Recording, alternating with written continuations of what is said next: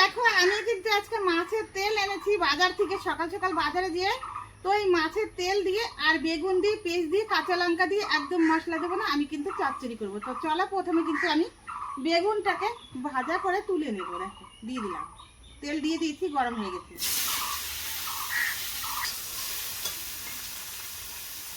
দেখো বন্ধুরা, স্বাদ মতন কিন্তু আমি নুন দিয়ে দিলাম, আর পরিমাণ মতন কিন্তু আমি হলুদের গুঁড়ো দিয়ে দিলাম। এখন ভালো করে নেড়ে চেড়ে বেগুনটা ভেজে নেব।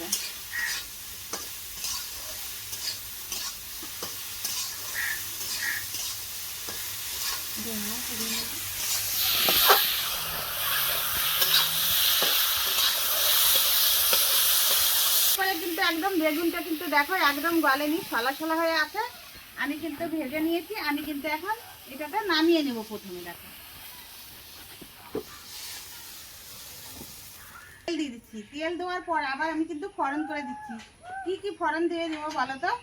দেখো একটা তেজপাতা ছিঁড়ে দুটো করে দিয়ে দিচ্ছি, আর এদিকে দেখো একটা শুকনো লঙ্কা, আর এদিকে দেখো জিরে দিয়ে দিচ্ছি। দিয়ে দিলাম, ভালো করে কিন্তু আমি নেড়ে চেড়ে নেব।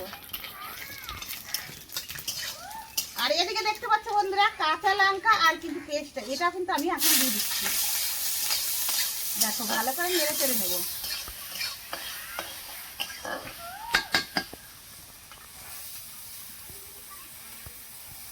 যে মাছের তেল আছে দেখো, তেলও দেখো কতগুলো এনেছি, 200-র মতন তেল। এটা কিন্তু আমি দিয়ে দিচ্ছি। এটা দিয়ে ভালো করে একটু নেড়ে চেড়ে নেব করে নেবো কিন্তু। দেখো বন্ধুরা, আমি কিন্তু একটু স্বাদ মতন কিন্তু হলুদের গুঁড়ো দিয়ে দিচ্ছি। দেখো ভালো করে একটু নেড়ে চেড়ে নিচ্ছি। দেখো এদিকে কিন্তু ভাজা ভাজা করে হয়ে গেছে। আর যে ভেজে রেখেছিলাম বেগুনটা কিন্তু এই দেখো, এটা কিন্তু দিয়ে দিচ্ছি। একদম অন্যরকম করে করলাম, করা হয়নি এখনো। দেখো দিয়ে দিলাম, ভালো করে একটু নেড়ে চেড়ে নেবো। আস্তে আস্তে নাড়তে হবে, তাহলে বেগুনটা কিন্তু একদম গলবে না।